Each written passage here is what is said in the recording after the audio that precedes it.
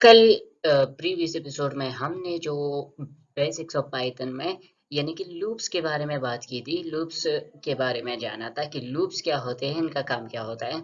तो आज हम उसको मजीद डिस्कस करेंगे और हम उसे मजीद आसान बनाएंगे एक प्रोग्राम के जरिए। आज हम बना रहे हैं मल्टीप्लिकेशन प्रोग्राम, यानी कि इससे हम नंबर्स की मल्टीप्लिकेशन जो है वो फाइंड करेंगे लूप्स के जरिए। तो इससे हमें आसानी होगी लूप्स को मजीद समझने में, मजीद आसानी के साथ। तो चलिए शुरू करते हैं। तो सबसे पहले जो मल्टीप्लिकेशन प्रोग्राम है वो हम फॉर लूप के जरिए बनाएंगे। फॉर लूप के जरिए सीखेंगे कि किस तरह मल्टीप्लिकेशन प्रोग्राम जो है वो बनाया जा सकता है और फॉर लूप का इसमें क्या काम है। तो अब हम लेंगे एक नंबर एक नेम हमने इक्वल लिया। ये फॉर लूप का फार्मूला बना रहे हैं हम मल्टीप्लिकेशन प्रोग्राम के लिए। तो नंबर को हम इक्वल लेंगे एक फार्मूले के मुताबिक, इसको लेंगे और यहाँ पर लिखेंगे इंट, यानी कि integer.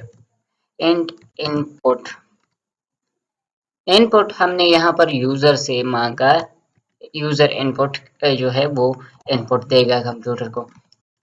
Enter any number two find multi multiplication. यहाँ पर हमने यूजर से ये इनपुट मांगा कि कोई भी नंबर एंटर करो और उसकी मल्टीप्लिकेशन टेबल जो है पूरी आपके सामने आ जाएगी।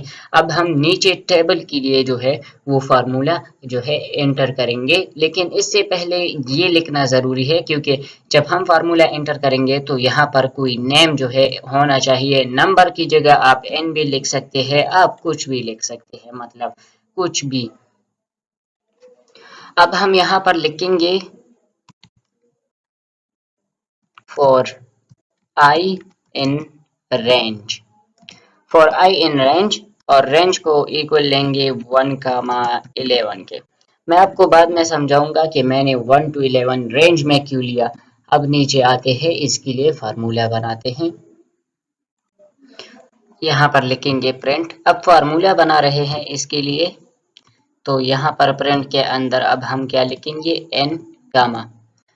डबल कोट के अंदर अब क्या लिखने जा रहे हैं हम, डबल कोट के अंदर अब हम लिखने जा रहे हैं एक्स। एक्स क्यों लिख रहे हैं मैं आपको समझाता हूँ, लेकिन पहले फार्मूला मुकम्मल हो जाए फिर बाद में डिटेल के साथ ये पूरा प्रोसेस आपको समझाता हूँ। अब क्या लिखना है, अब आई लिखना है और कॉमा के बाद डबल कोट में आपने इक्वल टू का सिंबल लगाना है, फिर कॉमा देना है और एन और एस्ट्रोक यानी कि मल्टीप्लाई आई।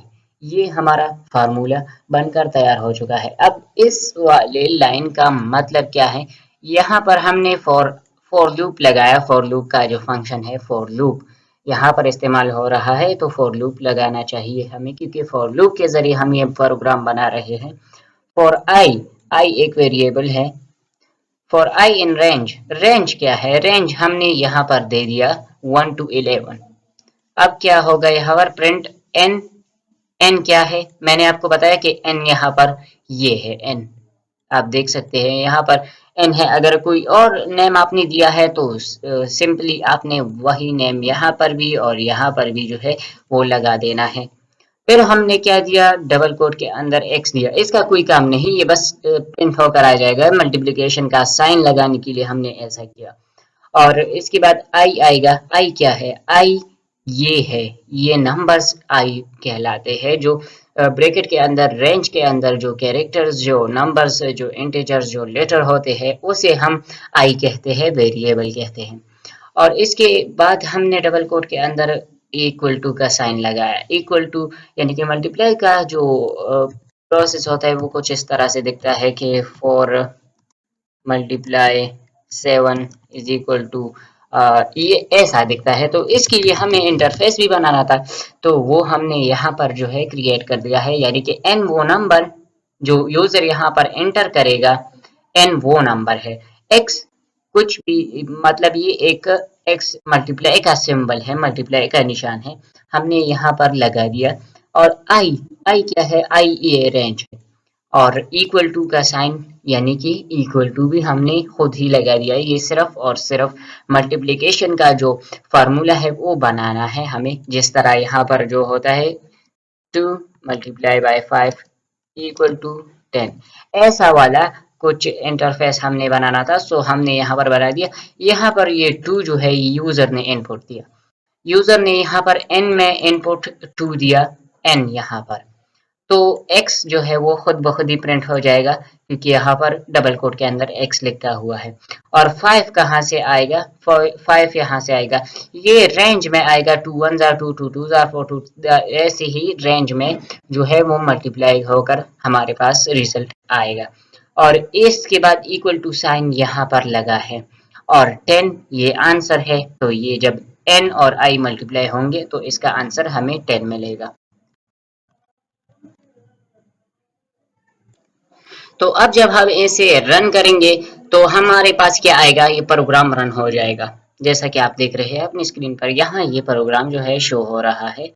यहाँ पर अब हमसे मांग रहा है inter any number two find multiplication, यानी कि टेबल ये हमें क्रिएट करके देगा फॉर लूप के जरिए। तो अब हम यहाँ पर 5 का जो टेबल है वो फाइंड करते हैं। 5 हमने एंटर किया। आप देख सकते हैं कि नीचे 5 का पूरा टेबल यहाँ पर शो हो रहा है। लेकिन अब आप कहेंगे कि आपने तो रेंज में जो है वो क्या दिया था? रेंज में आपने 1 to 11 दिया था, लेकिन रिजल्ट में जब आपने इसे रन किया तो ये 10 तक आ चुका है। ये इसलिए कि जब 10 के साथ 1 जो है वो प्लस होगा तो वो तो हमें नहीं मिलेगा। हमने यहाँ पर क्या मांगा है? 10 तक, यानी कि रेंज 11 तक। अगर हम 10 तक रेंज देते तो हमारे पास 9 तक का रिजल्ट आता। 10 तक ये नहीं जाएगा, ये सिर्फ और सिर्फ जो है 9 पर ही रुक जाएगा अगर हम रेंज 1 टू 10 कर देते हैं। लेकिन इसके लिए हमें एक नंबर आगे रहना पड़ेगा ताकि हमें पूरा का पूरा रिजल्ट मिल सके। तो ये था प्रोग्राम मल्टीप्लिकेशन का फॉर लूप के जरिए। ये n है, यानी कि इनपुट जो यूजर देता है, जो नंबर है यूजर देता है वो इनपुट n कहलाता है, क्योंकि हमने यहाँ पर n इनपुट के इक्वल लिया है यूजर के। और ये x ये मल्टीप्लिकेशन के सिंबल के लिए है, इसका कोई काम नहीं। ये i ये वेरिएबल है, यहाँ रेंज से होकर आता है। और इक्वल टू साइन भी मल्टीप्लिकेशन का जो है सिंबल है, यानी कि बस ऐसे ही जो है प्रोग्राम को ज़्यादा क्लियर दिखाने के लिए ये इस्तेमाल होता है, इसका भी कोई काम नहीं। और असल काम यहाँ पर n मल्टीप्लाई आई का है, क्योंकि n जब i के साथ मल्टीप्लाई होता है तो हमें हमारा रिजल्ट मिल जाता है। आज हमने फॉर लूप के जरिए मल्टीप्लिकेशन टेबल फाइंड करने का प्रोग्राम बनाया, और आने वाले एपिसोड में हम इंशाल्लाह जो है व्हाइल लूप के जरिए यही प्रोग्राम व्हाइल लूप के जरिए बनाएंगे और सीखेंगे कि किस तरह व्हाइल लूप और फॉर लूप दोनों मुख्तलिफ है एक दूसरे से, और कैसे इन दोनों का इस्तेमाल मोर एफिशिएंट तरीके के साथ हम कर सकते हैं।